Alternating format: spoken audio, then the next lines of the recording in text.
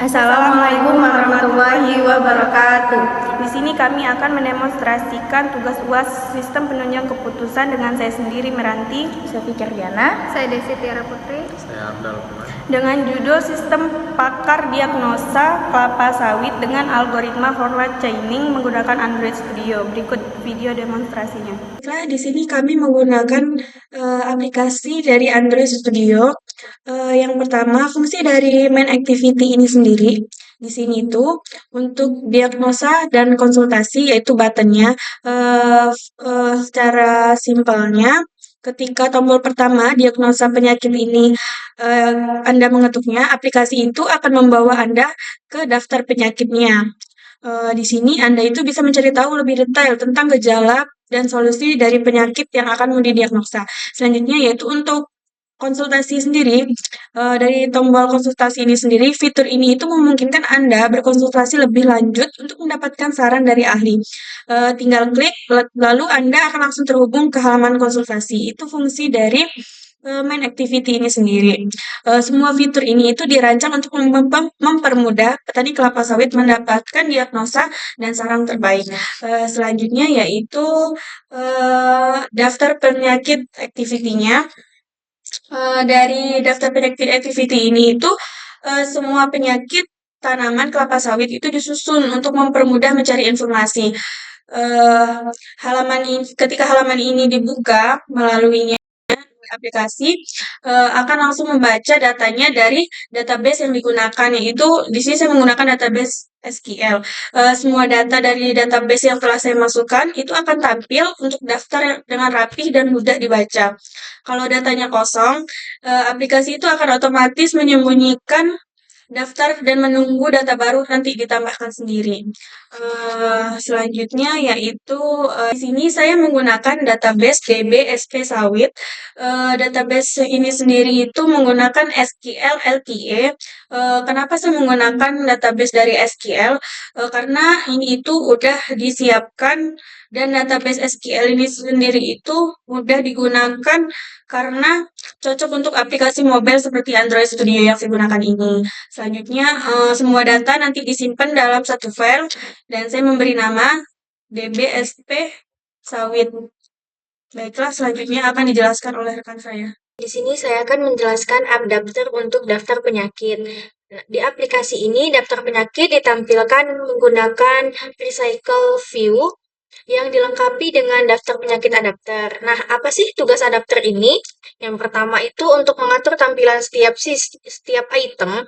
Adapter bertugas menghubungkan data dari database ke tampilan. Misalnya, kode penyakit dan nama penyakit ditampilkan rapih sesuai desain yang telah dibuat di list item penyakit. Lalu yang kedua, itu gunanya untuk interaksi dengan pengguna. Setiap item dalam daftar dibungkus dengan material card view. Ketika kita mengetuk salah satu penyakit, aplikasi ini akan membawa kalian ke halaman detail. Seru banget kan? Data seperti kode penyakit akan otomatis diteruskan ke halaman detail menggunakan intent. Lalu yang ketiga itu untuk desain modern dan fungsional. Dengan material card view, tampilan setiap penyakit terlihat menarik, rapi, dan interaktif. Pas banget buat pengalaman pengguna yang nyaman. Jadi fitur ini nih untuk memastikan kita bisa menjelajahi daftar penyakit dengan mudah dan cepat. Tinggal pilih dan langsung dapat informasi yang lengkap. Lalu di sini ada adapter untuk konsultasi. Jadi itu untuk kita memilih melakukan konsultasi. Yang pertama itu dia ada menampilkan daftar gejala.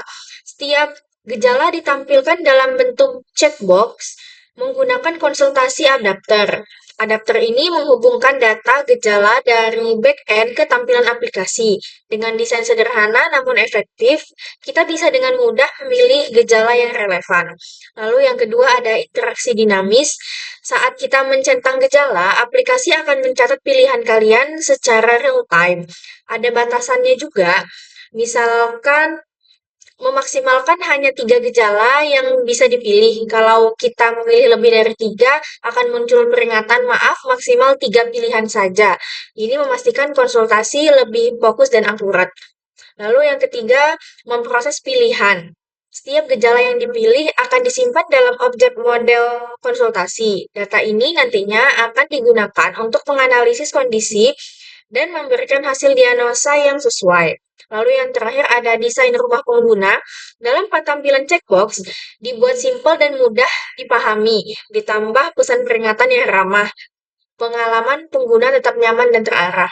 Fitur konsultasi ini dirancang untuk membantu kita memahami kondisi tanaman kelapa sawit dengan cara yang cepat dan efisien. Pilih gejala dan biarkan aplikasi yang mengurus sisanya. Oke, di sini saya akan menjelaskan pembagian model konsultasi. Yang pertama di sini kita akan mengimpor file patch-nya. Ada com.adzar.spks.model. Kemudian di sini untuk mengimport modul Java-nya ada java.io.serial_labels. Lalu di sini kita mendeklarasi kelas dan variabelnya. Untuk getter dan setter di sini digunakan untuk mengakses dan mengubah nilai dari variabel kelas. Ini untuk model kelasnya dan ini untuk variabelnya. Di sini variabelnya ada str gejala dan select. Kemudian di sini ada getter dan setternya untuk mengambil nilai dari variabel kelas. Yang pertama di sini metode getter untuk mengambil nilai dari str gejala. Kemudian di sini ada metode setternya untuk mengubah nilai dari str gejala. Kemudian berikut ada metode getter dan setter untuk select. Untuk metode select-nya di sini untuk mengambil status pemilihan dari gejala. Kemudian untuk set select-nya di sini metode dari setter untuk mengubah status pemilihan gejala. Kemudian untuk model daftar penyakit di sini sama saja seperti getter dan setter yang barusan saya jelaskan tadi. Di sini saya akan menjelaskan beberapa layout yang dipakai untuk aplikasi kami, yaitu sistem pakar deteksi sistem pakar kebun sawit. Nah, di sini yang pertama itu ada activity main ini, yang dimana kita akan membuka pertama kali aplikasi, dia akan munculkan seperti ini. Istilahnya seperti dashboard ya. Sini ada activity main, sini kita memakai relative layout dan frame layout. Nah, linear layoutnya di sini dan ada 3 menu yaitu daftar penyakit, konsultasi tanaman dan tentang aplikasi. Kemudian kita bahas yang pertama yaitu daftar penyakit. Nah, di sini ada kita buat layout lagi activity daftar penyakit untuk daftar penyakitnya. Ini kita akan letakkan di sini. Kita memakai relatif layout lagi. Ini ada daftar penyakitnya. Nah, kemudian selanjutnya ini ada konsultasi tanaman.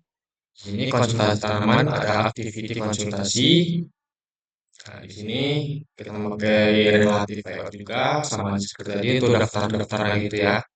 Kemudian tentang aplikasi. Tentang aplikasi ini terakhir. Di sini ada pertama itu kan ini kan ada daftar penyakit. Nah, nanti satuannya itu di listnya. Misalkan daftar penyakit di sini list item penyakit. Nah, di sini nanti dari Java itu sistemnya akan masukkan ke sini dulu, kemudian dia akan masuk ke daftarnya. Kemudian tentang aplikasinya itu sepertinya belum bisa dibuat dari sini karena belum ada layoutnya tentang aplikasinya. Di sini ada gambar-gambar itu dia dapatnya dari Drawable untuk menaruh gambar seperti ini. Contohnya dia di bagian mana ya? Image view. Bagian image view-nya, nah ini misalkan ini di konsultasi dia mengambil dari Drawable yaitu icon konsultasi. di IC konsultasi. Nah, dia mengambil dari drivable, kemudian panggil ke sini untuk seperti komponen-komponen gambarnya lah gitu, untuk layout pada beranda ini. Kemudian list gejala juga, ada list gejala sama seperti tadi ya. Di sini ada detailnya juga, detail penyakitnya. Di sini akan menampilkan seperti penjelasan penyakitnya, dan penanganannya. Kemudian di sini ada daftarnya. Nah, ini untuk hasil diagnosanya. Layout hasil diagnosanya, di sini ada penjelasannya. Ya, nanti akan muncul penjelasannya di sini sama gejala yang dipilih. Kemudian tanaman sawit Anda kemungkinan mengalami seperti apa gitu misalkan. Nah, di sini ada button diagnosa ulang untuk mendiagnosa tanaman yang ulang seperti ini. Mengulang diagnosanya lagi, kemudian di sini ada lihat daftar penyakit. Di sini. Ketika kita klik lihat daftar penyakit ini, kita akan dialihkan ke daftar penyakit activity, daftar penyakit ini layoutnya. Nah, di sini akan menampilkan beberapa daftar-daftar penyakit yang sudah dibuat oleh model kita.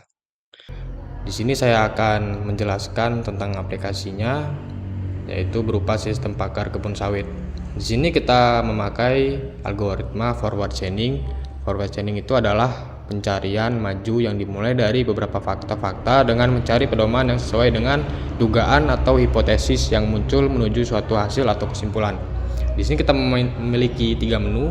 Pertama daftar penyakit, kedua konsultasi tanaman, yang ketiga tentang aplikasi. Kita akan mencoba menu daftar penyakit. Nah, di sini ada beberapa daftar penyakit seperti bercak daun, busuk pangkal batang, penyakit tajuk, keret daun, penyakit busuk pupus atau anthracnose, dan busuk buah. Nah, di sini kita coba buka. Nah, di sini ada sebuah penjelasan dan penanganannya. Seperti bercak daun itu penjelasannya apa sih dan penanganannya juga. Begitupun seterusnya sama saja. Kemudian di sini menu kedua yaitu konsultasi tanaman. Di sini ada beberapa gejala penyakitnya. Kita coba masukkan gejala penyakitnya. Di sini kita masukkan maksimal minimal atau 3. Lalu kita klik hasil diagnosa. Maka di sini akan muncul penjelasan yang kita masukkan tadi dan berupa output tanaman sawit. Anda kemungkinan mengalami bercak daun sekitar 97%. Di sini ada penjelasannya. Nah, di sini ada button lihat daftar penyakit.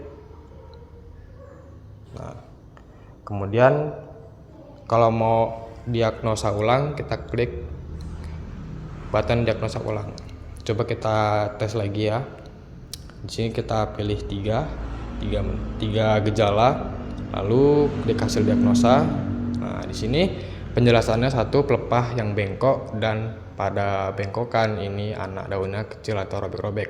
Gejala yang kedua, ini umumnya tampak pada tanaman belum menghasilkan atau tanaman muda. Yang ketiga, anak-anak daun yang masih terlipat itu tampak busuk pada sudut atau tengahnya. Ini kan gejala yang tadi yang kita pilih.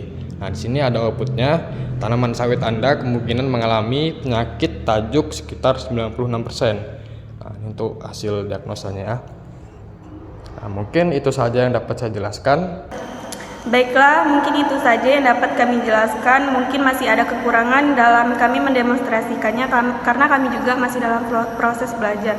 Kami akhiri. Wassalamualaikum warahmatullahi wabarakatuh.